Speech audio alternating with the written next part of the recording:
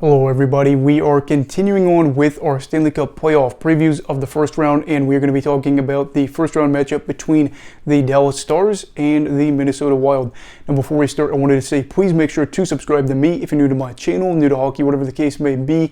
I'd love to have you here along the way as I try to do this as a career. So if you want to subscribe, please feel free to do so. If not, no big deal.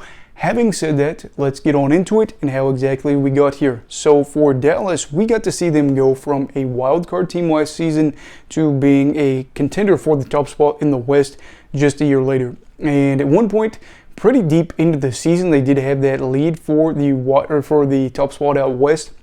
Ended up having some other teams get hot. They had a little bit of a cold stretch there. Finished out the year hot as well, but they weren't able to do that, but they still had a very good year. As for the Wild, they've been pretty good since the All-Star break and managed to snag third in the Central Division with a 103-point season. Not too bad. Obviously a bit of a drop-off from last year, but nothing crazy. Still another consistently good year for Minnesota as they make the playoffs for the past 11 seasons. They made it 10 times, so it's pretty consistent for them. And now we'll get to see these two divisional foes face off in the postseason for the first time since 2016. Hopefully it'll be a good series. And what are some talking points, storylines for this to watch out for? The first one is, will this series be low scoring? The answer to this one seems to be a little bit up in the air. Dallas finished 7th in the league for goals for per 60 with 3.38 per game, whereas Minnesota finished 23rd at 2.86.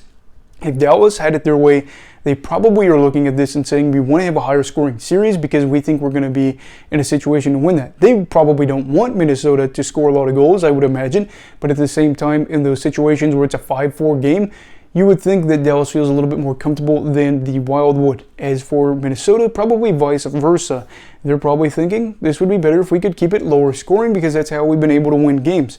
I still think, however, this could be a fairly low series for scoring since Dallas finished third in goals against per 60 and Minnesota finished 6th. So those two teams, of course, having good goals against per 60. Minnesota got good defensive team play. Dallas, a little bit of combo of both. Jake Ottinger is a guy that has been locked down at points, and for him and the team, that is great news for them. The state of each team, though, is a little bit different. You look at Minnesota and their team, the state of hockey. Of course, this club is relatively heavy. They are a club that just really likes to play the slow, maybe not even slow, but just the defensive. We're going to grind it. We're going to win the game how we have to with these low-scoring, boring games, if you want to call it that.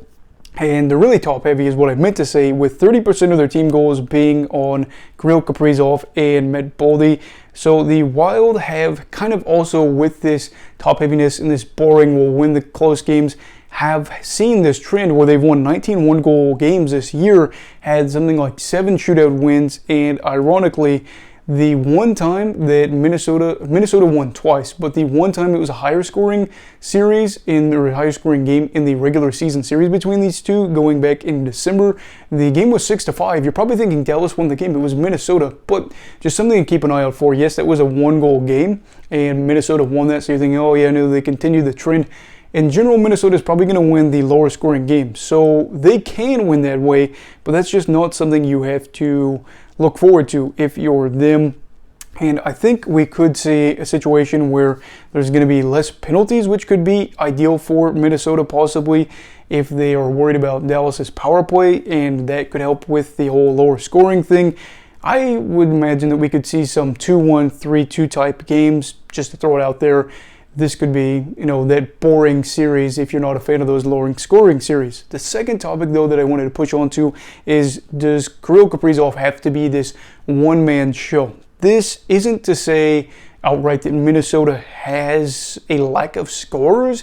Again, they are kind of top-heavy, but at the moment, they do have other guys like Boldy that could be a big game changer in this series. Kaprizov and Boldy are probably going to be the focal points because Kaprizov is the first player. I think I read this article from the Minnesota Tribune or whatever it was, where he's the first player in Minnesota Wild history to have 2 40-goal seasons as a Minnesota Wild player. And of course, he's been able to just come on into the league and it looks effortless. And he's a guy that probably will be a big face in the league for the years to come. He's had some injuries.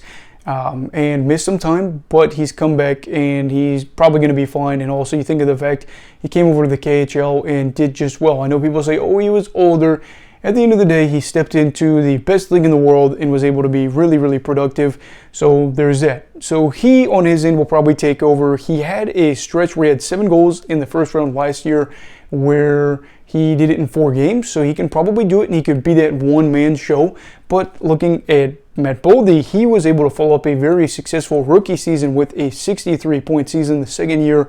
And the two have been really good on the power play. That's why I'm thinking maybe instead of just being Kaprizov, Boldy could be a big part of this, because they played a lot of time together. Kaprizov didn't play any more time with anybody else than Boldy for the most played minutes together on the man advantage, and for that their connection was really good. And in situations against the Jets for the Wild, with them having kind of those scoring woes, if you want to call it that. I know they want to keep the games closer, they'd like to score more goals, but for the scoring woes, if you want to get out of that, a great way is to have these two players that are your better goal scorers get time on ice for the power play, and we will see if that happens. But I will say Kaprizov is probably going to have to pull a lot of the offensive weight for his team going forward in this series, and that's okay because I think he can do it.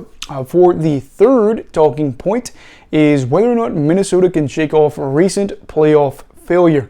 The Wild have been a pretty good team for some years, and they've been a very good team other years, but a team like this, they've still not been able to really do a whole lot in terms of playoff success. They haven't gone to the second round since 2015, and the last 2 seasons have seen the Wild lose in the first round yet again, obviously.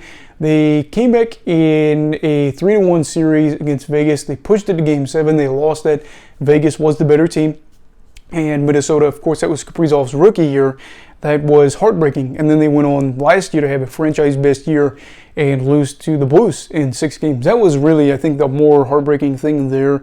And it makes you kind of wonder what direction this team could head and kind of where their mindset is here.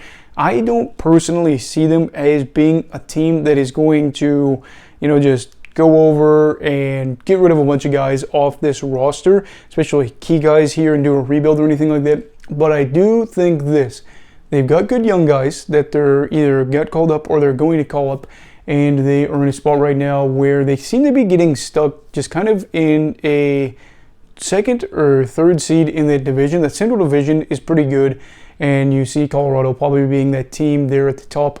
You wonder if they're going to try to make any big moves. I know that the cap situation with kind of some moves they made in recent years with how they did some things weren't exactly ideal, but you do wonder if there's some stuff going on behind the curtain for this organization, for management, for coaching, because it is frustrating. I have a buddy that is a Minnesota Wild fan. He's a big Minnesota sports guy. His family's from there. He moved here, and he talked about how just the family knows every year, and I'm sure Minnesota Wild fans in general can relate, that Minnesota is probably going to be that good team, and they're probably going to have a really good year compared to 2/3 of the league. Come playoff time, it's just going to be heartbreak, and it's just going to be frustration with a team that really could have the potential to maybe make some noise, and just a team that you don't really want to play, but come playoff time, they aren't able to get it done. I want to see if this plays a factor in this, maybe not so much in this series, but the aftermath, because I think then if things are tense, things could come out and we could get more information. But for the moment, you do think that if it is happening, it's pretty closed, it's pretty sealed, and it could just be going on in each player's mind thinking, we haven't been able to knock down the door the past 2 years. What happens if the third time happens and there's no luck? There's no third time is a charm scenario. So we will see for that. For the fourth topic, we have the Joel Eriksson Ek injury and how that could impact this series. The Minnesota Wild will be probably without Eriksson Ek for part of, if not all of this series. He is a player that kind of does it all for Minnesota, so this is a big loss for them and a big win for Dallas if he's out. He averaged 19 minutes a night, so that is good, and he spent a lot of time on the power play, on the PK, and he really didn't play a lot of time at 5-on-5. He played about 12 minutes a night at 5-on-5, but led the team at 5-on-5 points. So when he was out there, while he wasn't out there a lot, it was pretty productive, and is a guy that is really, in this spot where he is a great two-way player and is experienced, is that guy that probably would be a great tipping point in this series, an X factor, if you will. And if he is out, I will say that Minnesota is going to have their hands full because Dallas is better team than what we saw certainly a few years ago, but even last year, they look so good. And you look at some of the guys that they could call up in the future, some of these prospects that are just absolutely killing it in the CHL especially. It's problematic for teams of the future, but for Minnesota, luckily they're dealing with the better team of Dallas than last year, but not the team of the future for Dallas, so we'll see. Having said all this though, what am I going to pick for this series? Who am I going to pick? So for this series, I will be picking the Dallas Stars in 6 games. Minnesota is a team that has been good defensively, I'll give you that, and have guys like Kaprizov that are game changers and could shift this series in his side's favor.